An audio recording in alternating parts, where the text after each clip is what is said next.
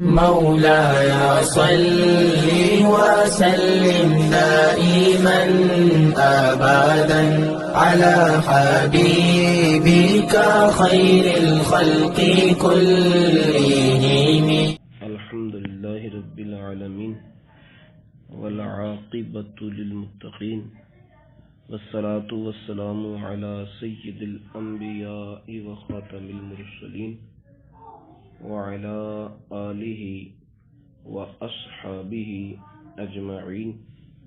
اما بعد، الحمدللہ مرکز الطاہر جامعہ امینیہ رضویہ مرکزی جامع مسجد سبحان اللہ غلام محمد آباد فیصل آباد میں حضرت قبلہ پیر طریقت رہبر شریعت پروفیسر ڈاکٹر محمد غلام غوث طاہری نقشبندی بخشی دامت برکاتہم القدسیہ کی کوششوں اور کاوشوں سے منعقد ہونے والی درس نظامی کی کلاس ترجمۃ القرآن میں آج ہمارا سبق سورۃ النساء کی آیت نمبر 116 سے شروع ہوتا ہے۔ اللہ رب العزت ارشاد فرماتا ہے، ان اللہ لا یغفر ان یشرک بہ ویغفر ما دون ذلک لمن یشاء۔ بے شک اللہ نہیں معاف فرمائے گا اس بات کو کہ اس کے ساتھ شرک کیا جائے، وَيَغْفِرُ مَا دُونَ ذَلِكَ اور بخش دے گا اس کے علاوہ سب گناہ، لمن یشاء جس کو چاہے۔ ٹھیک ہے، اس میں ایک شخص تھے جو بوڑھے ہو چکے تھے، وہ نبی پاک صلی اللہ علیہ وسلم کی بارگاہ میں حاضر ہوئے اور بتایا کہ میری زندگی گناہوں میں بسر ہوئی ہے اور میں نے بڑے بڑے جرائم کیے ہیں، اور اب میں ان سب جرائم سے توبہ کرتا ہوں، لیکن کیا وہ میرے گناہ معاف ہو جائیں گے؟ تو اس کے جواب میں یہ آیت کریمہ نازل ہوئی تھی کہ بغیر توبہ کے شرک معاف نہیں ہوتا، اگر توبہ کر لی جائے شرک سے تو وہ بھی معاف ہو جاتا ہے۔ تو اللہ رب العزت شرک کے سوا سارے گناہ معاف فرما دے گا، شرک معاف نہیں کرے گا۔ اچھا، ایک ہے معاف کرنا، ایک ہے معاف کر سکنا۔ ٹھیک ہے، اللہ رب العزت شرک کا گناہ بھی بغیر توبہ کے معاف کر سکتا ہے، اس کی قدرت سے باہر نہیں ہے، لیکن یہ اس کا وعدہ ہے کہ معاف کرنا نہیں بغیر توبہ کے، اور وہ اپنے وعدے کے خلاف نہیں کرتا۔ اس لیے چونکہ وہ اپنے وعدے کے خلاف نہیں کرتا تو اب کوئی یہ دعویٰ نہیں کر سکتا کہ شرک معاف ہو سکتا ہے۔ ٹھیک ہے، شرک بغیر توبہ کے معاف نہیں ہو سکتا، اس وجہ سے نہیں کہ اللہ کر نہیں سکتا، اللہ کر سکتا ہے لیکن اس نے وعدہ کیا کہ کرنا نہیں۔ ٹھیک ہے، اور شرک کے علاوہ ہر گناہ وہ معاف کر سکتا ہے اور کر بھی دے گا، لیکن جسے چاہے، وہ بھی اس کی مشیت پر ہے۔ لہذا اس سے کوئی دلیر نہ ہو کہ معاف ہو جانا ہے، ہو جانا ہے، ہو بھی جائے گا، لیکن جو اس کی مشیت میں آئے گا۔ اور کوئی بندہ یہ نہیں کہہ سکتا کہ مجھے معاف کر دیا جائے گا، کیونکہ کسی کو نہیں پتا کہ میں اس مشیت میں داخل ہوں یا نہیں ہوں۔ تو اس میں امید بھی ہے، خوف بھی ہے، اور ایمان امید اور خوف کے درمیانی کیفیت کا نام ہے۔ تو گویا کہ یہ آیت کریمہ ایمان کی مکمل ترجمان ہے۔ لمن یشاء کہہ کر خوف بھی پیدا کر دیا، یغفر ما دون ذالک سے امید بھی لگا دی، امید بھی ہے، خوف بھی ہے۔ وَمَن يُشْرِكْ بِاللَّهِ فَقَدْ ضل ضلالا بعیدا، جس نے اللہ کے ساتھ شرک کیا تو وہ گمراہ ہو گیا دور کی گمراہی، یعنی وہ بہت گمراہی میں بہت آگے نکل گیا۔ ان یدعون من دونہ الا اناسا، یہاں ان شرطیہ نہیں ہے بلکہ نافیہ ہے۔ یہاں ان کا معنی اگر نہیں ہے بلکہ ان کا معنی نہیں ہے، نہیں وہ پکارتے۔ یدعون معنی ہوتا ہے پکارنا، لیکن یہاں دعوت بمعنی عبادت ہے۔ یدعون بمعنی یعبدون، نہیں وہ عبادت کرتے اللہ کے سوا مگر عورتوں کی۔ یہ عورتوں کا ذکر کرنے کا مطلب یہ ہے کہ جن بتوں کی وہ پوجا کرتے تھے نا، ان کے نام عورتوں کے نام پر تھے، یعنی مؤنث تھے، مذکر نہیں تھے۔ لات، تو یہ اس میں جو تا ہے آخر میں وہ تانیث کی ہے۔ عزا، عزا فولا کے وزن پر مؤنث کا صیغہ ہے، ٹھیک ہے۔ یہ افعلو کی مؤنث فولا کے وزن پر آتی ہے، جیسے اکبرو اور کبرا، اصغرو اور صغرا۔ تو اسی طرح عزا، اعزو سے عزا، یہ مؤنث کا صیغہ بنتا ہے۔ اسی طرح منات، یہ بھی بت کا نام تھا، اور اس میں بھی جو آخر میں تا ہے وہ تانیث کی ہے۔ تو ان کے جو جن بتوں کی وہ پوجا کرتے تھے ان کے نام مؤنث تھے، مذکر نہیں تھے۔ پھر جس شکل میں وہ تراشے گئے تھے وہ شکلیں بھی عورتوں کی تھیں۔ اس میں ایک تو یہ روایت ہے کہ وہ شکلیں باقاعدہ طور پر عورتوں کی تھیں، اور کہ ان کی جسمانی وضع بھی عورتوں کی وضع کے مطابق تھی۔ اور دوسری ایک یہ بھی کہا جاتا ہے کہ ان بتوں کو انہوں نے زیورات پہنائے ہوتے تھے، جیسے عورتوں کو بناؤ سنگار اور زیورات سے آراستہ کیا جاتا ہے، تو اس وجہ سے بھی وہ مؤنث تھے۔ تو اب ہمارا قریبی ملک جو ہے وہ انڈیا ہے، تو ابھی تک انڈیا میں جو بت پرستی کا سلسلہ ہے تو وہ بہت سارے بت جو ہیں وہ عورتوں کی شکل پر ہی ہیں۔ تو قرآن کی یہ خبر صدیوں بعد بھی قرآن کو جھٹلانے پہ تلے ہوئے ہیں، لیکن ابھی تک وہ اپنی روش سے بھی نہیں جھٹلا سکے کہ قرآن نے انہیں طنز کرتے ہوئے کہا کہ یہ اللہ کے سوا اگر پوجتے ہیں تو عورتوں کو ہی پوجتے ہیں نا، تو کچھ عورتوں کی عبادت کرتے ہیں۔ تو چلو قرآن کو جو نہیں مانتے اور قرآن کو جھٹلانا بھی چاہتے ہیں تو کتنا آسان طریقہ ہے کہ اپنے ان بتوں کو بدل لیں اور ان کے ڈیزائن ہی بدل لیں، عورتوں کے بجائے ان کے مردوں والے شکلیں بنا لیں، یا ان کو زیورات سے جو آراستہ پیراستہ کرتے ہیں تو اپنی اس روش کو بدل لیں یا ان کے نام ہی چینج کر لیں۔ لیکن صدیوں کے بعد بھی قرآن کا یہ زور ایسا پاورفل ہے کہ ابھی تک وہ اپنی روش کو بدل کر بھی قرآن کے اس چیلنج کا مقابلہ نہیں کر سکے۔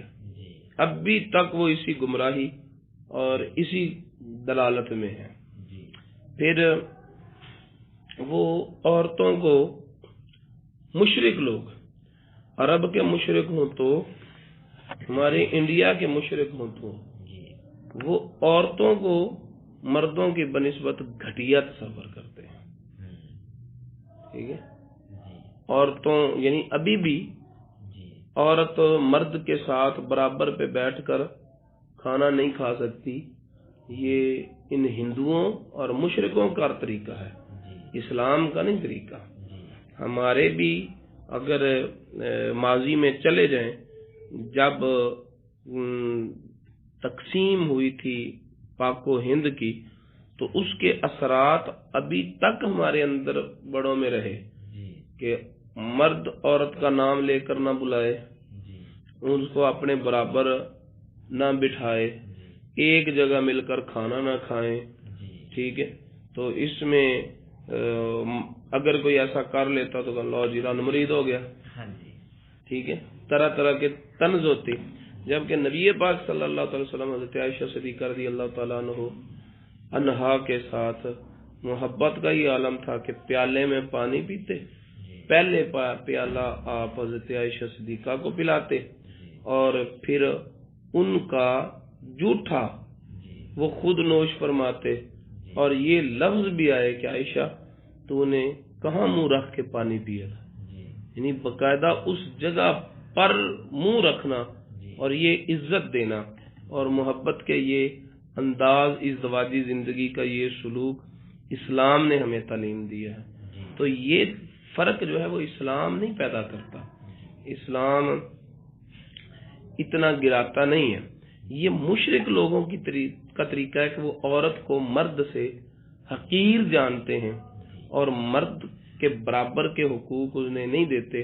ٹھیک ہے کہ اسلام نے بھی الرجال قوامون علی النساء کہا ہے کہ مرد عورتوں پر حاکم ہے، لیکن عورت کو مرد کی بنسبت حقارت نہیں دی، محکوم ضرور رکھا ہے، حقیر نہیں رکھا۔ حقیر مشرک لوگ سمجھتے ہیں، تو جو عورتوں کو مشرک سمجھتے ہیں وہ عورتوں کی شکل پر ہی بت تراش کر ان کی پوجا کرتے ہیں، ٹھیک ہے؟ یعنی اپنے اس نظریے کے مطابق بھی اپنے آپ کو ذلیل کر رہے ہیں، اپنے نظریات کے مطابق بھی خود کو رسوا کر رہے ہیں۔ تو اگر انہوں نے اللہ کی عبادت نہیں کی، اللہ کے سوا غیروں کی عبادت کی، تو کون سی عزت پائی؟ اپنے سوچوں، اپنی روش، اپنے نظریے کے مطابق بھی خود کو ذلیل ہی کیا، گھٹایا، اپنے آپ کو بڑھایا نہیں۔ اور اللہ کی عبادت کرنے سے ایک تو بندے کی عزت بڑھتی ہے، وہ ایک سجدہ جسے تو گراں سمجھتا ہے 1000 سجدے سے دیتا ہے آدمی کو نجات۔ نہیں وہ عبادت کرتے اللہ کے سوا مگر عورتوں کی۔ وَإِن يَدْعُونَ إِلَّا شَيْطَانًا مَرِيدًا، اور نہیں وہ عبادت کرتے مگر پھٹکارے ہوئے شیطان کی۔ اب یعنی وہ جو بتوں کی پوجا کرتے ہیں تو وہ دراصل شیطان کے وسوسے پر عمل پیرا ہوتے ہیں، شیطان کی ترویج اور شیطان کے ابھارنے پر وہ اس راستے پر چلتے ہیں۔ تو اگر اللہ کی عبادت نہیں کرتے تو وہ مردود شیطان کی پوجا پاٹ کرتے ہیں۔ یہاں پر قابل غور بات یہ ہے کہ شیطان کی صفت مرید کی ذکر کی ہے، تو لفظ مرید اور مرید اس میں بڑا فرق ہے۔ مرید کا معنی ارادت رکھنے والا اور مرید کا معنی پھٹکارا ہوا، تو اس لفظ کی ادائیگی میں ضرور فرق رکھنا چاہیے۔ لعنہ اللہ، اس پر اللہ نے لعنت کی، شیطان پر۔ ہاض میر کا مرجع شیطان ہے، نہیں وہ پوجا کرتے مگر مردود شیطان کی جس پر اللہ نے لعنت کی۔ وقال، اور اس شیطان نے کہا، لَأَتَّخِذَنَّ مِنْ عِبَادِكَ نَصِيبًا مَفْرُوضًا، کہ ضرور ضرور ضرور میں تیرے بندوں میں سے ایک مقرر حصہ اخذ کر لوں گا، اپنا بنا لوں گا۔ شیطان نے اللہ رب العزت سے یہ کہا تھا اور منہ چڑھ کے کہا تھا، ٹھیک ہے؟ لَأَتَّخِذَنَّ، لام بھی تاکید اور نون تاکید ثقیلہ بھی، اس لیے اس میں 3 مرتبہ ضرور ضرور ضرور کا معنی پیدا ہو گیا، 3 تاکیدیں ہوگی۔ میں ایک مقرر حصہ تیرے بندوں سے لے لوں گا، اخذ کر لوں گا، اپنا بنا لوں گا۔ وَلَا أُضِلَّنَّهُمْ، اور ضرور ضرور ضرور میں ان کو گمراہ کروں گا۔ وَلَا أُمَنِّيَنَّهُمْ، اور ضرور ضرور ضرور میں ان کو امیدیں دلاؤں گا، ان کو میں آرزویں دلاؤں گا، ولا آمرنہم، اور ضرور ضرور ضرور میں ان کو حکم دوں گا. پھر میرے حکم کا اثر ان پر کیا ہوگا؟ فلا یبتکن آذان الانعام، تو وہ ضرور ضرور ضرور، یعنی جتنی تاکید سے اپنے کام کو، اپنے فعل کو وہ بیان کر رہا ہے، اتنی تاکید سے ان لوگوں کا ذکر کر رہا ہے جن کو یہ گمراہ کرے گا. یعنی اسے اپنی وسوسہ اندازی پر اتنا اعتماد ہے کہ میرے بہکانے سے وہ ضرور ضرور ضرور بہک جائیں گے. اور کریں گے کیا؟ کہ وہ جانوروں کے کان چیر دیں گے.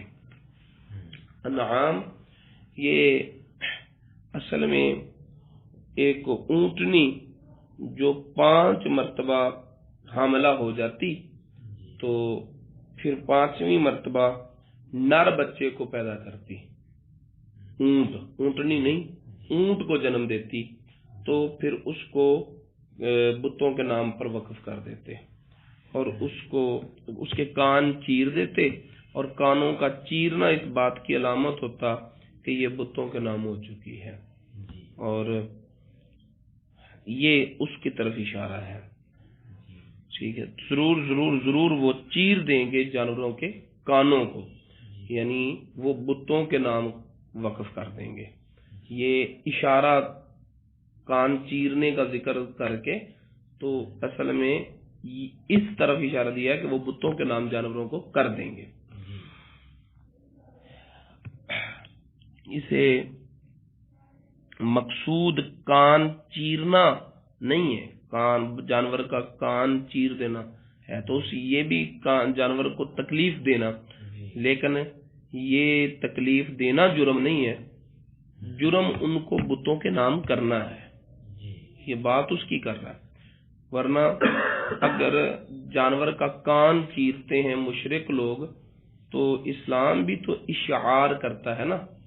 اشعار کرنے کا مطلب یہ ہے کہ جس جانور کو حرم کعبہ کی طرف بھیجا جاتا تو اس کے کوہان پر نیزہ مار کے زخمی کیا جاتا اور اس کا خون پھر صاف نہ کیا جاتا، بلکہ اس جانور پر ہی لگ جاتا، جم جاتا.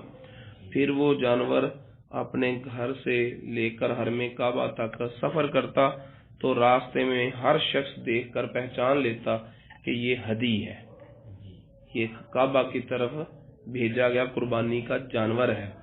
تو اس میں بھی تو جانور کو تکلیف ہوتی نا. امام اعظم ابو حنیفہ نے اگرچہ اشعار کو جائز نہیں قرار دیا، لیکن باقی جو ائمہ ہیں انہوں نے اشعار کو جائز قرار دیا ہے، اور نبی پاک صلی اللہ علیہ وسلم سے اشعار کرنا ثابت بھی ہے. تو یہاں پر کان چیرنا جو ہے نا یہ جرم نہیں ہے، یہ اشارہ ہے، اور جرم اصل میں ہے جو بتوں کے نام کرنا جانور کو. جن جانوروں کو بتوں کے نام کر دیا جاتا تھا کیا وہ حرام ہو جاتے تھے؟ مشرک لوگ سمجھتے تھے کہ یہ ہم پر حرام ہے، لیکن اللہ رب العزت نے باقاعدہ اس پر قرآنی آیات نازل فرمائی ہیں اور کہا کہ اب میری حلال کردہ چیزوں کو یہ حرام کر رہے ہیں. یعنی یہ سمجھ رہے ہیں کہ حرام ہے لیکن حرام ہے نہیں. اب جن جانوروں پر بتوں کا نام آ گیا، اللہ کے دشمنوں کا نام آ گیا، ان کو مشرک لوگ اپنے لیے حرام سمجھ بھی رہے ہیں، لیکن قرآن نے کہا ہے کہ وہ حرام نہیں ہے. تو جن جانوروں پر اللہ کے دوستوں کا نام آ جائے پھر وہ کیسے حرام ہو سکتا ہے؟ داتا صاحب کا نام آ گیا یا 11ویں شریف کا نام آ گیا ہے، ٹھیک ہے، تو وہ کیسے حرام ہوتے ہیں؟ صرف نام آنے سے حلال چیز حرام نہیں ہوتی.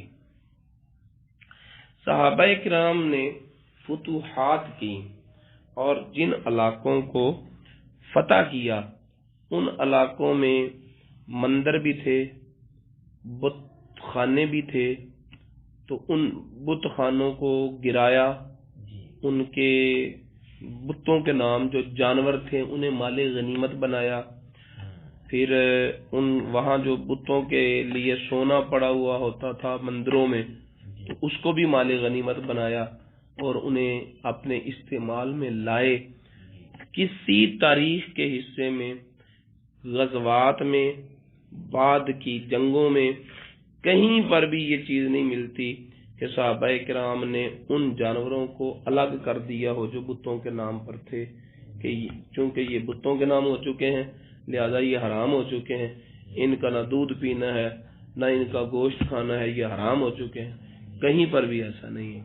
بہت سارے جانور ایسے ہوتے تھے جو بتوں کے نام چھوڑے جا چکے ہوتے تھے، مشرک لوگ ان کو حرام سمجھتے تھے، لیکن جب ان علاقوں پر فتح پانے کے بعد صحابہ کرام انہی جانوروں کو مال غنیمت بناتے تھے تو بلا امتیاز ان جانوروں کا گوشت بھی کھاتے تھے، دودھ بھی پیتے تھے، انہیں استعمال میں بھی لاتے تھے. بتوں کے لیے نذرانے دیے ہوئے سونے چاندی کو مال غنیمت بناتے تھے، کسی چیز کو بھی حرام نہیں سمجھتے تھے.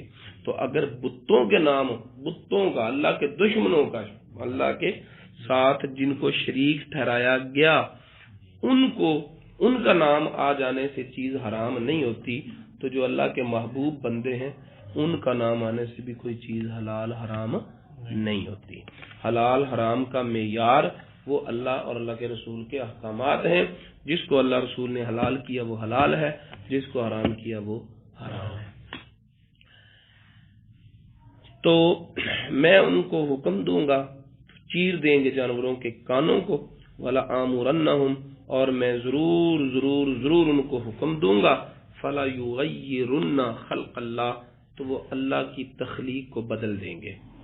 ضرور ضرور ضرور اللہ کی تخلیق کو بدل دیں گے. مرد ہیں وہ عورتیں کی شباہت اختیار کریں گے، عورتیں ہیں وہ مردوں کی شکل و صورت اختیار کریں گے. یہ بھی اللہ کی تخلیق کو بدلنا ہے. اور اسی آیت کی تفسیر میں یہ بھی مفسرین نے لکھا ہے کہ جو لوگ داڑھی کٹواتے ہیں نا، یہ بھی اللہ کی تخلیق کو بدلتے ہیں، کہ اللہ تعالیٰ نے مرد کے چہرے پر داڑھی پیدا کی ہے اور وہ اسے کٹاتے ہیں تو گویا کہ فطرت کے خلاف کرتے ہیں. ٹھیک ہے، شیو کروانا ہے؟ ہاں شیو کروانا ہی ہے، باقی خط کروانا تو مراد نہیں ہے.